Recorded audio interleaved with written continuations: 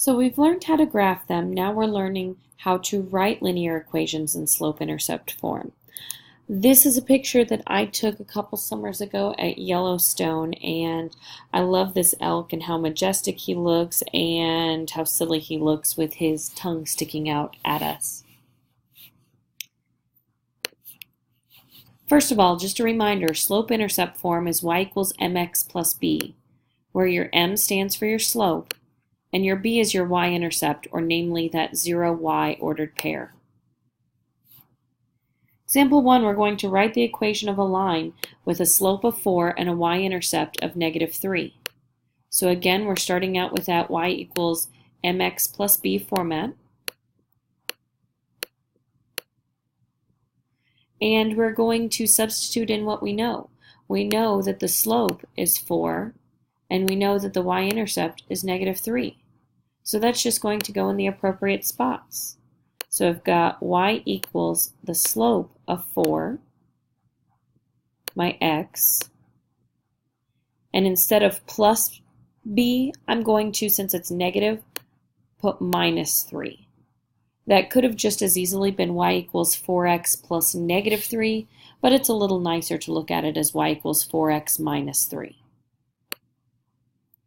You try this one. Write an equation of the line with a slope of -1/3 and a y-intercept of 7. Pause your video, give it a chance, see what you come up with, and restart your video once you have the answer.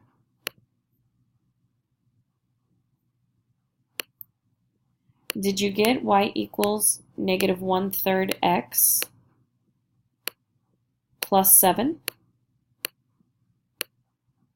If you did, give yourself a heart-shaped smiley face. If you didn't, give yourself an X, go back and re-look at the last example, and put a circle around your problem when you get it correct. Here we're writing the equation for the line from a graph. You're still looking at that basic slope-intercept form, y equals mx plus b.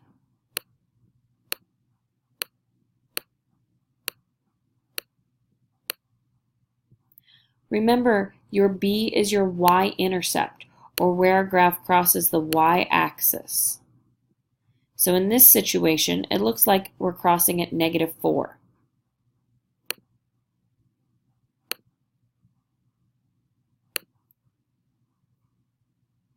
So I've got -4 for my y-intercept. Our slope is just our rise over run. You can pick any 2 points on the graph. I've picked these 2.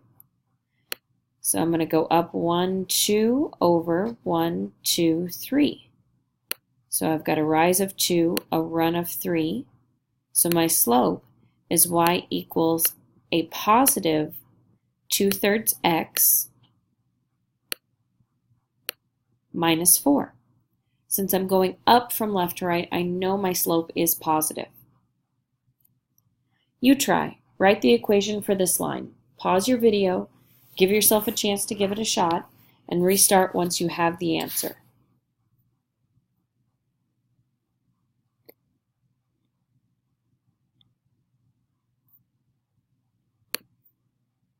Did you have y equals a -3/4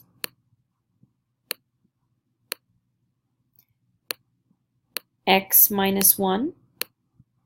If you did, give yourself a star. If you did not, give yourself an X, go back and figure out your mistake, and put a circle around it once you figured out your wrong thought process. Example 3, we're going to find the equation of the line between 2 points. Now if you notice, one of these points has a y, or has a x value of 0. Remember, that's like 0 side to side on your coordinate plane, so that is representing our 0b, or our y-intercept. So that's very important to note. So we have our y-intercept already, but what we need to find is our slope. So the first thing we need to do is use that slope formula.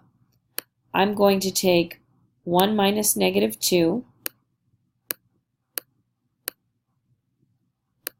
over 0 minus 1.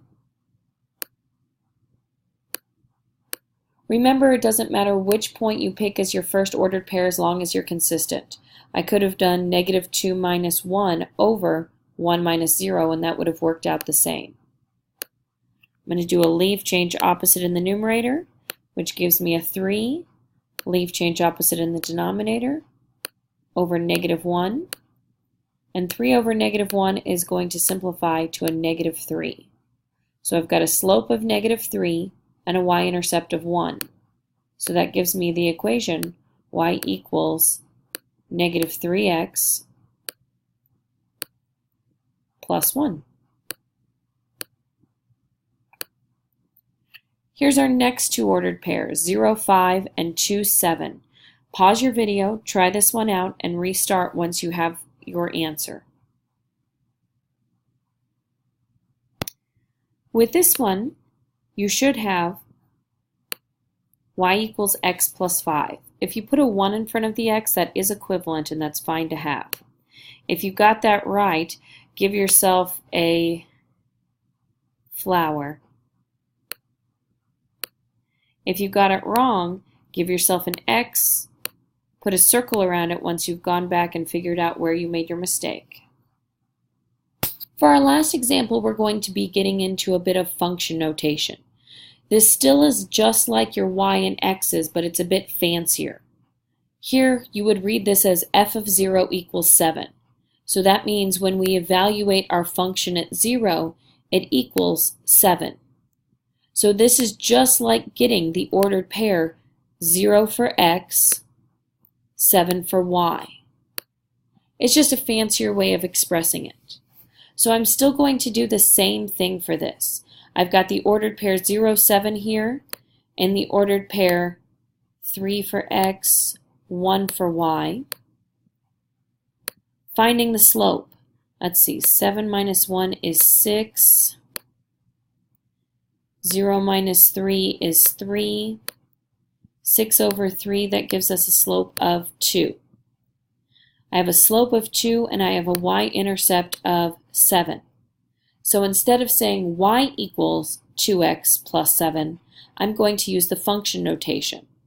For that, that means the function evaluated at x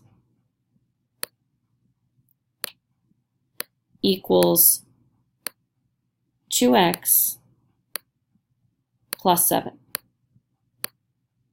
So again, it's just like saying y equals the slope of 2x plus your y-intercept of 7, but it's just a bit fancier. The reason we use function notation, it gives us a bit more information. Here, I could just say y equals 1. But when I say f of 3 equals 1, that says, hey, when I substitute in a value of 3 for x, I get a 1 for y.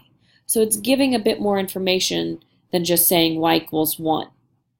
We get the x value of 3 as well. Try this one. Pause your video, give it your best shot, and restart once you've got your answer. Remember, we're using our function notation, and actually I need to change that a little bit because I put an F instead of a G.